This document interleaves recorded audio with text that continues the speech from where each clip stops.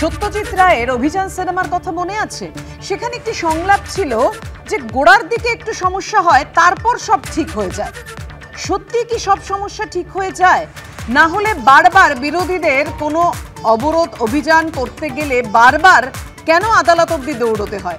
এখানেই আমি এই প্রসঙ্গটা আনলাম। শেষ অবধি আদালতের অনুমতিতে শুভেন্দু অধিকারীর এসপি অফিস অভিযান। দিল্লিতে পদ্ম, এবার বাংলায় সংসদে এভাবেই হুঙ্কার দিলেন অমিত শাহ, অর্থাৎ বাংলায় পদ্ম ফুটবে। রামনবমীতে রাজ্যের 43 জায়গায় হামলার আশঙ্কা প্রকাশ করে পুলিশকে চিঠি হিন্দুত্ববাদী সংগঠনের। রামনবমীতে রাজ্যের 43 জায়গায় হামলার শঙ্কা, কিন্তু হামলা হলে পাল্টা মারের হুঁশিয়ারি ভিএচপি, পাল্টা তৃণমূল।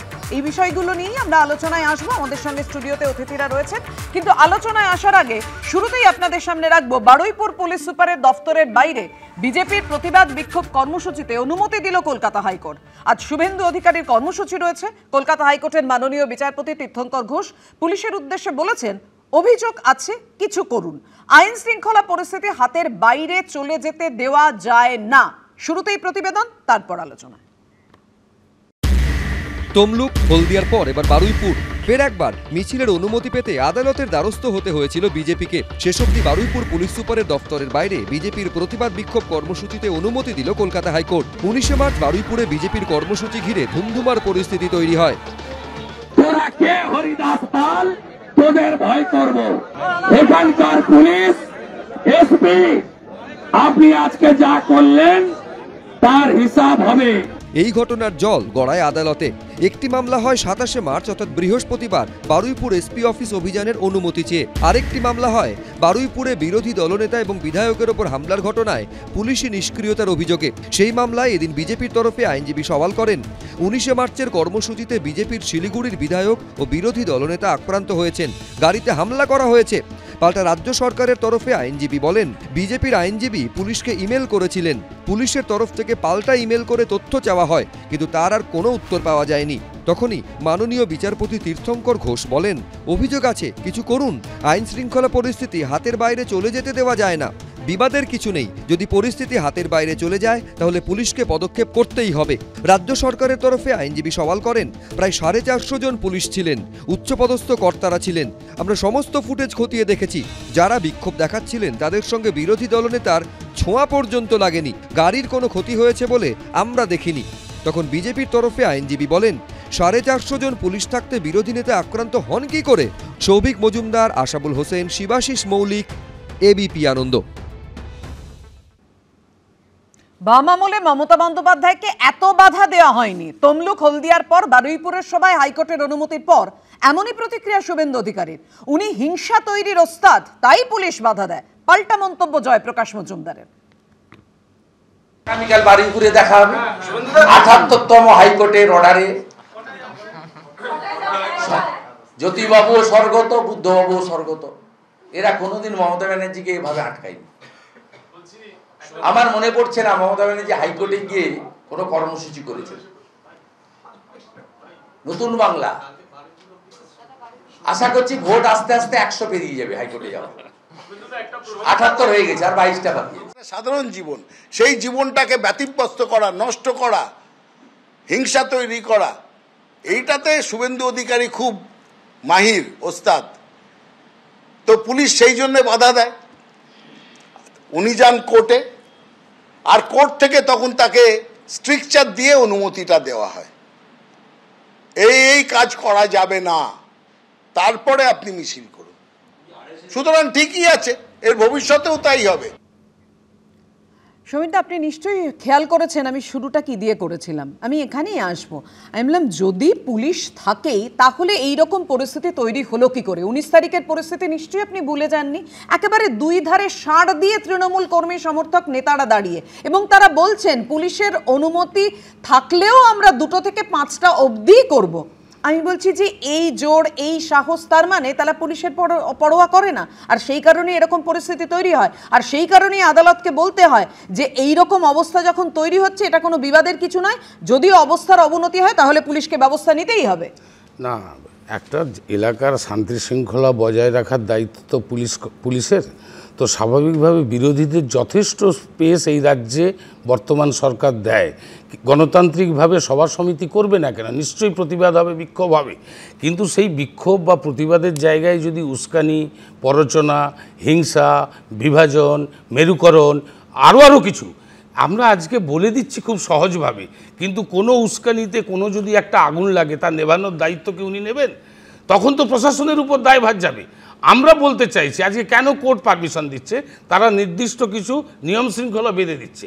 বারুইপুরের ঘটনার পর যখন তমলুকেও হয়েছিল, আমি আবারও বলছি 1000 জন তার সঙ্গে 2 থেকে 5টা ছবিটা দেখুন। না না, কি শান্তিপূর্ণভাবে প্রতিবাদ পুলিশ ছিল, 450 পুলিশ ছিল বলা হয়েছে। দেখুন, কালো পতাকা দেখানো কি বিক্ষোভ দেখানো কি গণতান্ত্রিকতার বিরোধী? একদমই নয়। তাহলে স্বাভাবিকভাবে আপনারাই তো এই গণতান্ত্রিকতার উদাহরণ দেন, আপনারাই তো এই গণতান্ত্রিক ব্যবস্থার পক্ষে কথা বলেন, তাহলে এরকম পরিস্থিতি হলো কেন? করতে গিয়েছিলেন সে কথা তো বিধানসভায় স্পিকারকেই সরাসরি বলার জায়গা ছিল, যেখানে শিক্ষা থেকে শুরু করে সমস্তটাই বিধানসভাতে, স্বাস্থ্য থেকে আলোচনা হয়েছে। ওনারা বিক্ষোভ দেখিয়ে বাইরে এসে ওয়েলে বিক্ষোভ দেখিয়েছেন, বিধানসভার ভেতরে বিক্ষোভ, বাইরে বিক্ষোভ, আলোচনার মধ্যে অংশগ্রহণ করেনি। ওনাদেরই বিধায়ক বিজেপির তিনি পর্যন্ত বলেছেন, আমি নয়। তো স্বাভাবিকভাবে একটা সর্বদের কাছে জায়গা বিরোধীদেরও তো দায়িত্ব। তার মানে উস্কানি দিচ্ছে বিজেপি, অশান্তি তৈরি করছে বিজেপি, সেই কারণে রাজ্য সরকারের পুলিশ প্রশাসনের এটা দায়িত্ব যে এই রকম পরিস্থিতি যাতে তৈরি না হয় সেটা আটকানো। দেখুন, কিছুদিন আগেই বিচারপতি তীর্থঙ্কর ঘোষ পুলিশ সম্পর্কে মন্তব্য করেছিলেন যে কখনো কখনো সক্রিয়, কখনো কখনো অতি সক্রিয়। কেমন কখনো উনি আবারও বলেছিলেন যে যেটা কাজ করার সেটা আপনারা করেন না। ফলে পুলিশ দাঁড়িয়েছিল 19 তারিখ, আমি নিজে সেখানে উপস্থিত ছিলাম। সমীরদা এত বড় বড় কথা বলছে,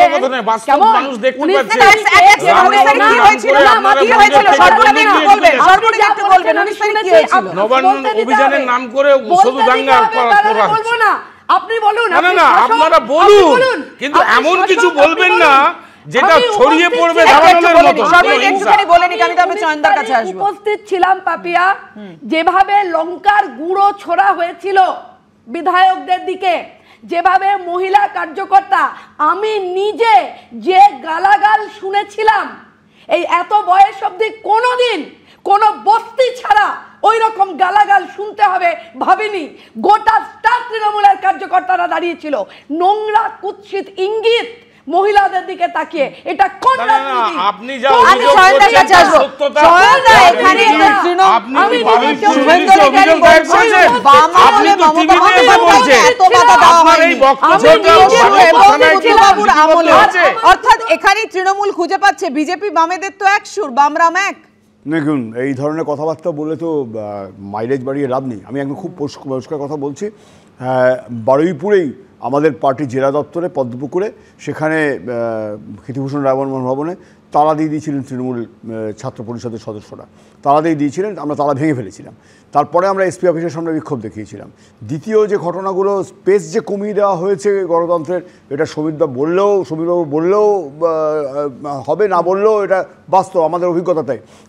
গতকাল থেকে আমাদের নদিয়ার এসএফআই নেতা, সম্পাদক মণ্ডলীর সদস্য এসএফআইয়ের রেজা শেখকে ডিটেন করে রাখা হয়েছে একটা মিথ্যে মামলায়। এই স্পেসগুলো নেই, কিন্তু শুভেন্দু অধিকারী এখানটায় যেটা বাড়তি সুবিধে পেলেন সেটা থেকেই এই এতগুলো বিক্ষোভ টিক্ষোভ দেখিয়ে ওনার গুরুত্বটাকে বাড়িয়ে দিয়ে দেওয়া হয়েছে।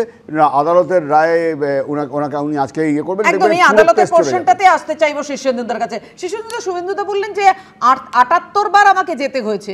বিরোধীদের তো বিক্ষোভ, অবরোধ, প্রতিবাদ জানানোর একটা পরিসর থাকবে। যে কথা শাসক দল বলে, যে ওই একটা কথা আছে না প্রবাদ, যে যায় লঙ্কায় সেই হয় রাবণ।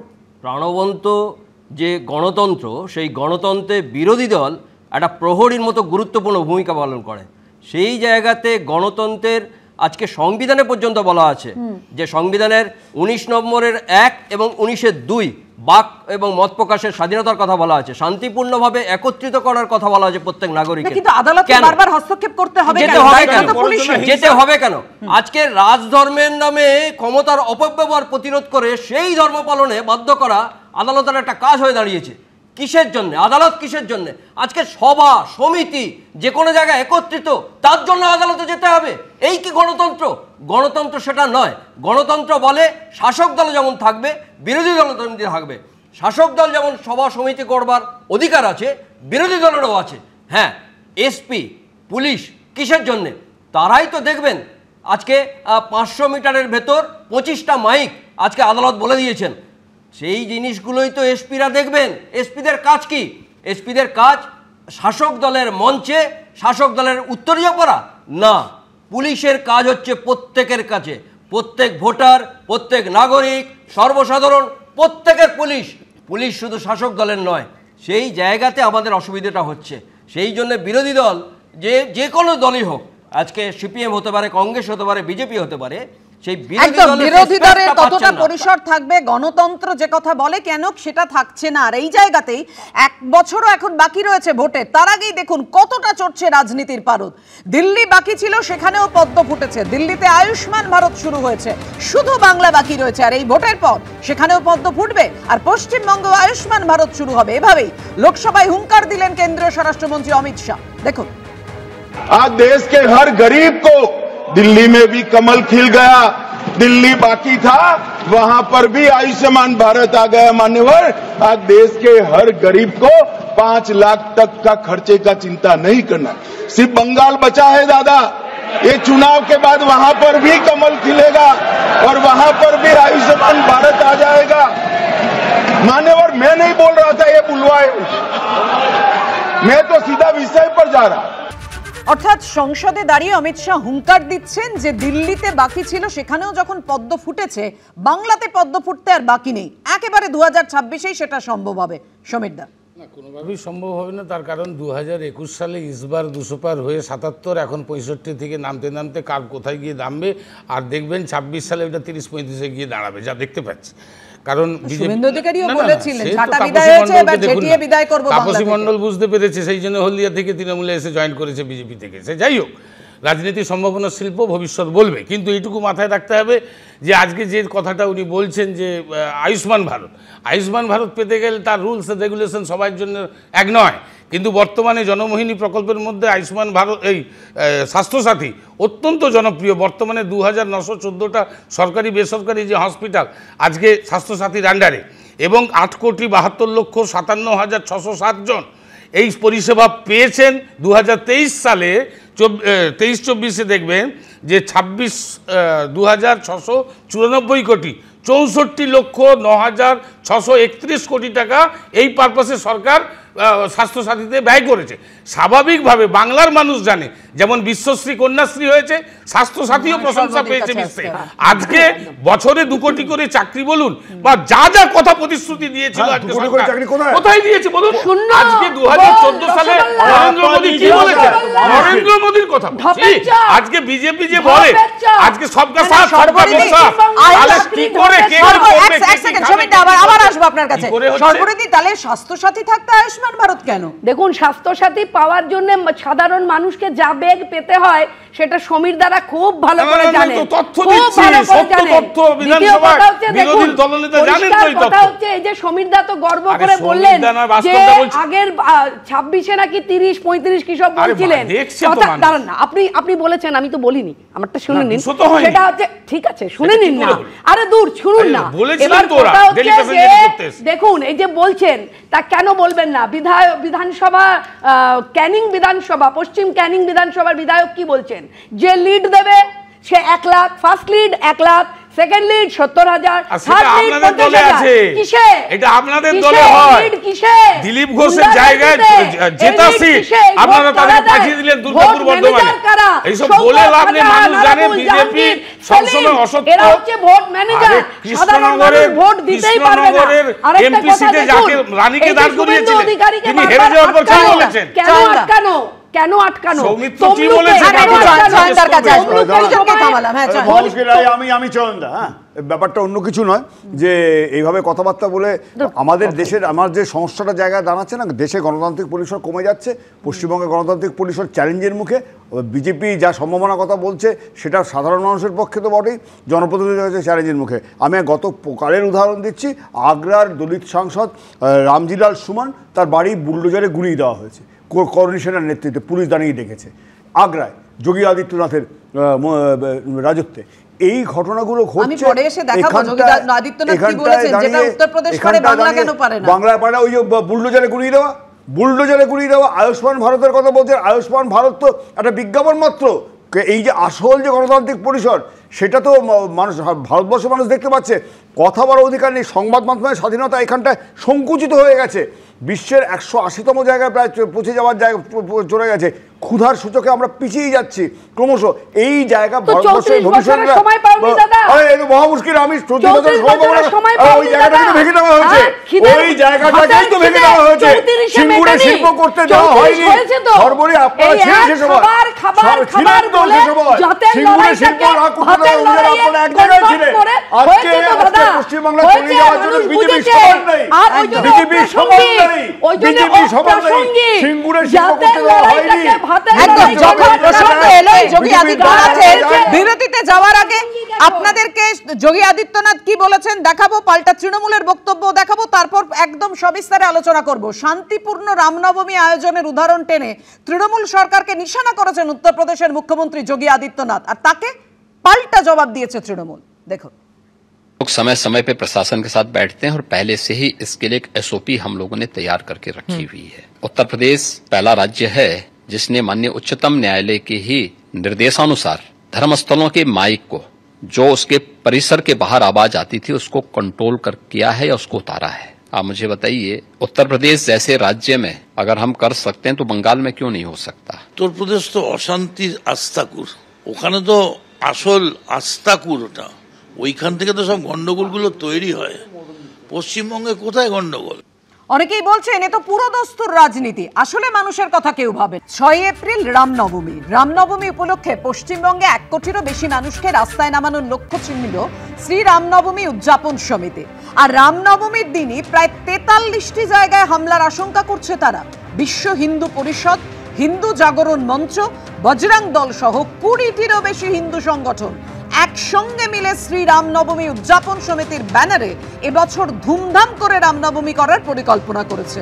মঙ্গলবার রাজ্য পুলিশের এডিজি হেডকোয়ার্টার্সের সঙ্গে বৈঠক করেন শ্রী রামনবমী উদযাপন সমিতির পদাধিকারীরা, আর সেই বৈঠকেই পুলিশ প্রশাসনের কাছে হামলার আশঙ্কা প্রকাশ করা হয়েছে।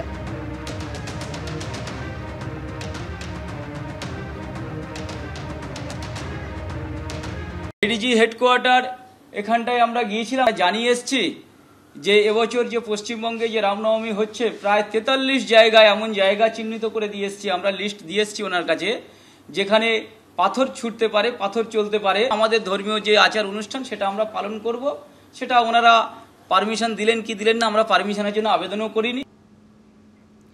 অর্থাৎ বিকর্ণ নস্কর যে কথা বলছেন যে 43 জায়গায় হামলা হতে পারে, 2023-এর কথা আমরা ভুলে যাইনি, কিন্তু এই প্রসঙ্গে বিকর্ণ নস্করের এই আশঙ্কা প্রসঙ্গে মদন মিত্র কি বললেন, কি করে জানলেন 43টি জায়গায় গন্ডগোল হবে?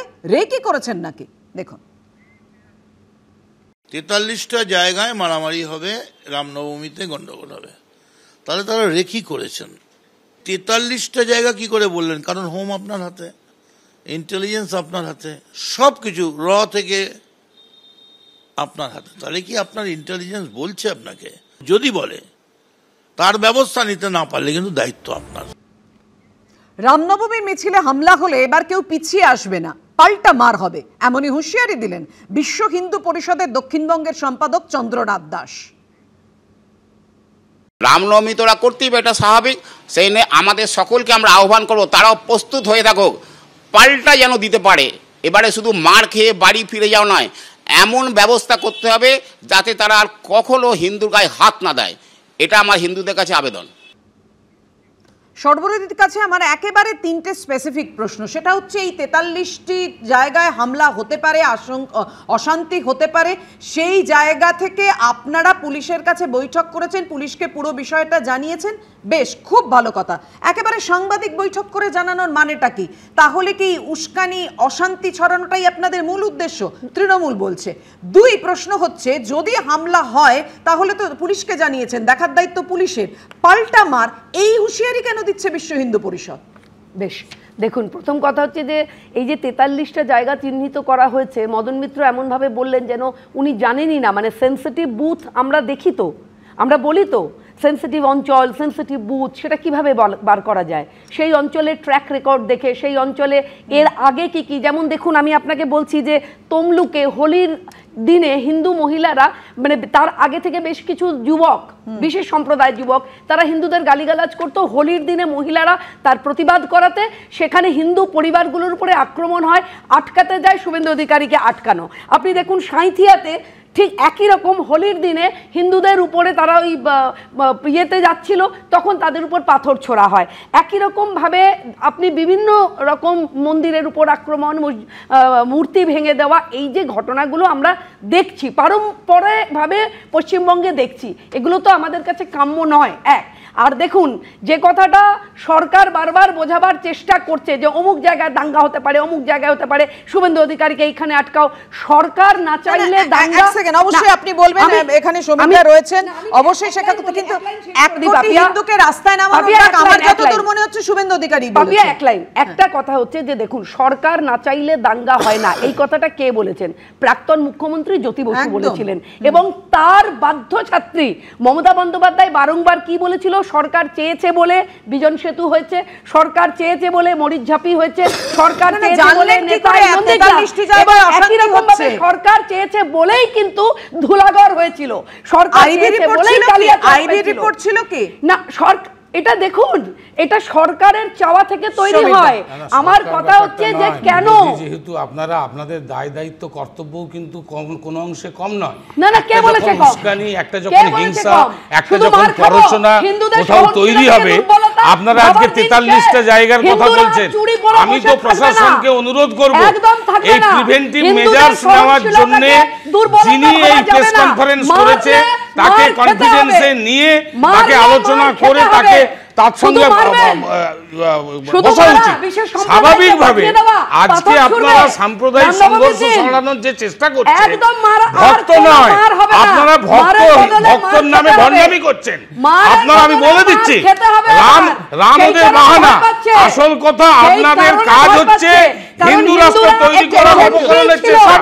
আমি সর্বোপরি ম্যাডামকে অনুরোধ করব, আপনি এমন ভাবে, আপনার কথা তো সবাই শুনছে, আপনার বক্তব্যের মধ্যেও এমন কোনো কথাকে উত্তেজিতভাবে বা উস্কানিমূলকভাবে সমর্থন করবেন না যেটা বাংলার যে শান্ত বাংলা তাকে অশান্ত। কোথায় শান্ত বাংলা? আপনার দায় কিন্তু অনেক বেশি, আপনাকে অনেকে দেখছে, জানছে। প্রশাসন কিন্তু আমাদের সমাজের পার্ট, প্রশাসন কিন্তু নিশ্চয়ই দেখবে, কিন্তু আপনাদেরও দায়, আমাদেরও দায়, সবাই কিন্তু এই বাংলাকে শান্ত থাকবে। বিরোধী দলের পক্ষ থেকে বা বিশ্ব হিন্দু পরিষদ যে কথা বলছে, আশঙ্কার জায়গাটা তুলে ধরছে, সেটা দেখার দায়িত্ব তো পুলিশ প্রশাসন। না, এর জন্য প্রিভেন্টিভ মেজার্স উনি যা যা বলেছেন সেইগুলো প্রশাসনকে দেখতে হবে যে কেন এই কথাগুলো কি কারণে বলল, সেগুলো লক্ষ্য রাখা উচিত। সুপ্রিম কোর্ট, এনআইএ তদন্ত, কিচ্ছু বাদ যায়নি। যে অশান্তি হয়েছিল, এবারে তার জন্য পুলিশ প্রশাসন কতটা তৈরি বলে আপনার মনে হয়? ভারতীয় সংবিধানে ধর্মনিরপেক্ষতা বলে তো একটা কথা আছে, সেই জায়গায় সরকার এবং বিরোধী দল কারোরই কোনো ধর্মকে সমর্থন করা একভাবে আর কোনো ধর্মকে ফেলে দেয়া এটা নেই। আজকে 1976 সালে 42তম সংশোধনীতে ধর্মনিরপেক্ষতা কথাটা উঠে এসছে। মা শারদা বলছেন যে শরৎ আমার যেমন ছেলে, আমজাদও আমার ছেলে। সেই জায়গাতে আমরা এগিয়ে যাচ্ছি। আজকে রাম নবমী যেমন হবে, তেমনি মোহরমের মিছিলও হবে। কিন্তু এই জায়গাটা দেখতে হবে, রামনবমীর সময় গন্ডগোল হবে আর মোহরমের সময় গন্ডগোল হবে না, সেটা হবে না। প্রত্যেক রাষ্ট্রের এবং প্রত্যেক রাজ্যের নাগরিকরা চায় যে এইগুলো নিয়ে আলোচনা না হোক, বরং খাদ্য, বস্ত্র, বাসস্থান, শিক্ষা, স্বাস্থ্য, কর্মসংস্থান এই নিয়ে আলোচনা হোক। বেকার ছেলেমেয়েরা রাস্তায় বসে আছে, সেই নিয়ে আলোচনা নেই। আজকে কোন মিছিল হবে আর কোন সভা হবে, সেই নিয়ে আদালতকে কেন বলতে হবে? পুলিশ মিছিল সমাবেশ এগুলোকে শান্ত করার বা অবস্থানকে সেই জায়গাতে নিয়ে আসার, সেই জন্য তো পুলিশ কিসের জন্য? আজকে আদালত বলে দেবে, তারপরে পুলিশ হবে, তার আগে হাওড়ায় রিষড়ায় কেন গন্ডগোল হবে? কিসের জন্য গন্ডগোল হবে? আজকে প্রত্যেকটা মিছিল, প্রত্যেকটা সমাবেশ বিরোধী দল এবং শাসক দল প্রত্যেকের সেই সমান দায়িত্ব রয়েছে বলে আপনি মনে করেন? অবশ্যই আসবই নিয়ে, কিন্তু তার আগে আপনাদের দেখাবো শ্রীরামনবমী উদযাপন সমিতির বক্তব্য। 6 এপ্রিল 1 লক্ষেরও বেশি পুজোর আয়োজন করা হয়েছে। গত বছর রামনবমীর দিন রাজ্যে 2500-এর বেশি মিছিল বেরিয়েছিল, আর এবার সেই মিছিলের সংখ্যা 3000 ছাড়িয়ে যাবে বলে সংগঠকের দাবি। বাংলা জুড়ে 1,20,00,000 মানুষকে রামনবমীর দিন রাস্তায় নামানোর টার্গেট নেওয়া হয়েছে। রামনবমী থেকে হনুমান জয়ন্তী এই পুরো সময় সমস্ত গ্রামে গ্রামে যেখানে হিন্দুরা আছে সেখানে শ্রীরাম মহোৎসবের কথা আমরা বলেছি। 1000 শ্রীরাম মহোৎসব হবে গ্রাম গ্রামে, বাড়ি বাড়িতে, যাতে বাংলাদেশের হিন্দুরা সাহস পায় যে এই পশ্চিম বাংলার হিন্দুরা সংগঠিত হয়েছে, তাদেরও একটা কিছু সুরাহা হবে, এই আশা নিয়ে তারাও বসে আছে। রামনবমী অর্থাৎ হনুমান জয়ন্তী এসব বাংলা সমাজ সংস্কৃতির অংশ নয়, বাংলার উৎসব নয়। প্রতিক্রিয়া সুজন চক্রবর্তী। রামনবমী অথবা হনুমান জয়ন্তী এসব বাংলার সমাজ সংস্কৃতির অংশ নয়, বাংলার উৎসব নয়। এগুলোকে বাইরের থেকে এনে জোর করে চাপাবার মধ্য দিয়ে বাংলার নিজস্ব সংস্কৃতির ধারাকে বানচাল যারা করতে চায় তারা 50 লাখ, 1 কোটি, 2 কোটি, 5 কোটি দাপট দেখাচ্ছে। এসব দাপট দেখানোর মনোভাব। কিছুক্ষণ আগে আমি উল্লেখ করছিলাম যে শুভেন্দু অধিকারী এর আগে 1 কোটিরও বেশি মানুষকে রামনবমীর দিন রাস্তায় নামানোর ডাক দিয়েছিলেন। ঠিক কি বলেছিলেন তিনি, দেখুন। ভালো করে রামনবমী করবেন, আমিও থাকবো মাঠে। গতবারে 50 লাখ হিন্দু নেমেছিল, 1000 মিছিল হয়েছিল। এবারে 2000 মিছিল হবে, 1 কোটি হিন্দু রাস্তায় থাকবে। 1 কোটি হিন্দু, কোনো অনুমতি নেবেন না, no need any permission. Hindu তার তোহার মানাবে, আপনি অন্যদের সামলান, বাকিটা আমরা বুঝে নেব। আমি এখানেই জয়ন্দার কাছে আসবো। জয়ন্দা, উৎসব মানে তো মিলন, প্রচুর মানুষের সমাগম হবে রামকে কেন্দ্র করে হলেও, তাতে অসুবিধে কোথায়? কেন আপনারা বলছেন সমাজ সংস্কৃতির এটা অঙ্গ নয়?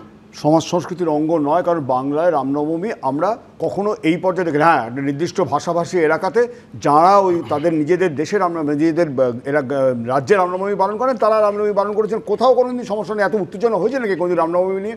রামনবমী এই 2011 অবধি পালিত হয়নি, 2014 অবধি পালিত হয়নি। পশ্চিমবাংলায় সব জায়গাতে হচ্ছে, ব্যারাকপুর বলুন, কাকিনাড়া বলুন, সব জায়গাতে হচ্ছে, কোথাও কোনো অশান্তির খবর আসেনি। মুশকিলটা হচ্ছে কি জানেন তো, 3342টা পঞ্চায়েত আগামী আর্থিক বছরও রেগার টাকা পাবে না। সিদ্ধান্ত এখনও জানানো হয়নি, রেগার টাকা পাবে না। এরা কর্মহীন থাকবেন। 50টা কর্পোরেট সংস্থাকে 87,000 কোটি টাকার ঋণ মকুব করে দেওয়া হয়েছে, প্রধানমন্ত্রী মকুব করে দিয়েছেন। এই রকম পরিস্থিতিতে খাদ্য, বস্ত্র, বাসস্থান এইগুলো নিয়ে 1 কোটি মানুষ রাস্তায় নামবেন এই রামনবমী নিয়ে, এটা কখনোই সুস্থ পরিবেশের কাম্য নয়। এবং শুধু তাই না, থ্রেট দেওয়া হচ্ছে, অমুক জায়গায় আক্রমণ হবে, তমুক জায়গায় আক্রমণ হবে, মানে প্ররোচনাটা তৈরি করে রাখা হয়েছে। আমরা 1.5 বছর আগেও দেখেছি, আগের বছরও দেখেছি হাওড়াতে একটা ঘটনা ঘটেছিল। তারপর দেখা গেল যে যিনি যার উপরে এই পিস্তল সহ গ্রেপ্তার করা হলো, সে দুটো পার্টিই করে, সে দুটো পার্টিরই কোনো না কোনো সময় ছিল।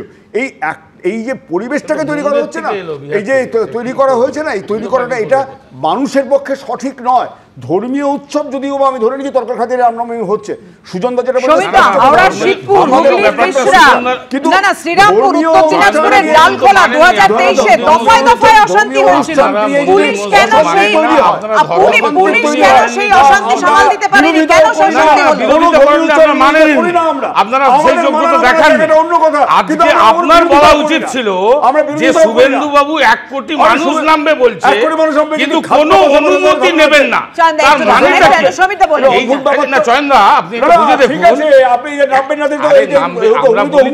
আমরা বলি ধর্ম যে যার, উৎসব সবার, নিশ্চয়ই হতে পারে। এই যে আজকে বচুয়াদের কোটি কোটি মানুষ হচ্ছে যে এই হরিচাঁদ ঠাকুরের অনুষ্ঠানে আসছে বাঙালি মেলা, সেখানে তো কোনো প্রশাসনই লাগছে না। পরিত্রাণের কথা বলেছিলেন, সেখানে তো পাল্টা হুমকির কথা নিশ্চয়ই রামচন্দ্র বলেনি।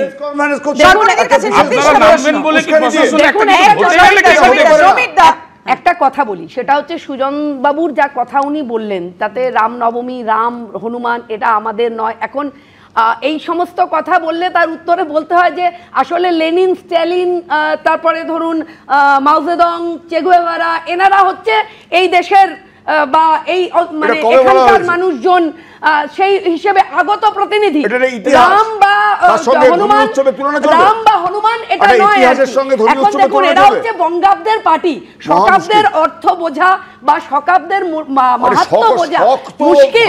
কারণ শশাঙ্কের আমলে তৈরি হওয়া বছরের প্রথম দিন আজও সনাতনীদের কাছে গৃহীত পদ্ধতি উদযাপিত হয়। রাজনীতির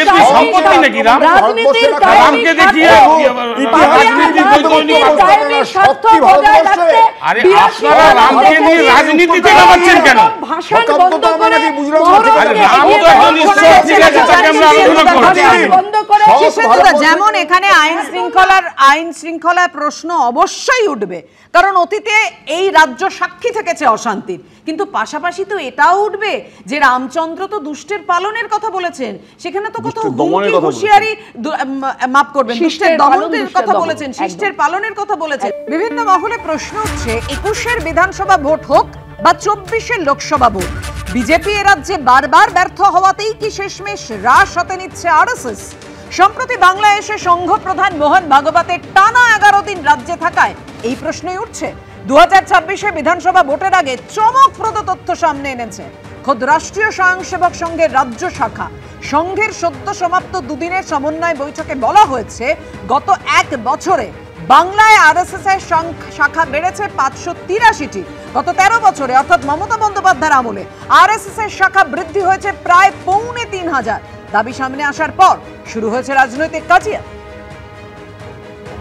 প্রশাসনের দুধেল গাই, তাদের অত্যাচার সহ্য করা, তোষণ করা, এর রিভার্স মোবিলাইজেশনে হিন্দু মোবিলাইজেশন হয়েছে, পলিটিক্যাল হিন্দুত্বের মোবিলাইজেশন হয়েছে।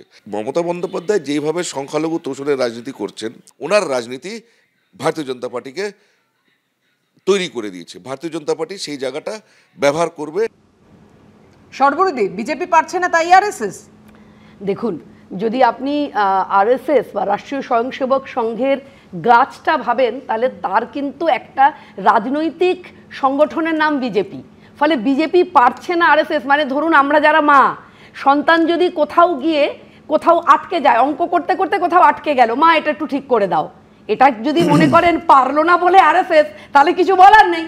কিন্তু আরএসএস হচ্ছে আমাদের মা, ফলে তারই একটা উইং, যেমন একটা উইং বিশ্ব হিন্দু পরিষদ, একটা উইং সেবা ভারতী, একটা উইং, তেমনি মমতা বন্দ্যোপাধ্যায় বলেছিলেন ভারতীয় জনতা পার্টি একটা রাজনৈতিক শাখা। বারবার বলছি যে ঠাকুর রামকৃষ্ণ বলুন, স্বামী বিবেকানন্দের যে হিন্দুত্ব আর আরএসএস বিজেপির যে হিন্দুত্ব, এটা কিন্তু এক নয়।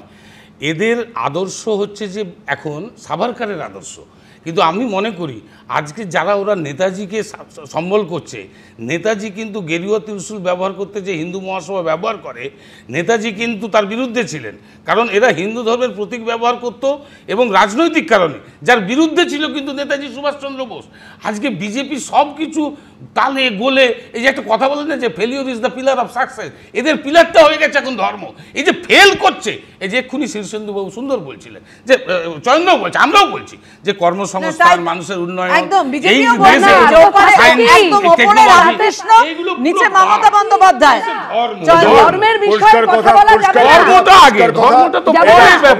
আমি এটা খুব বিস্ময় প্রকাশ করছি।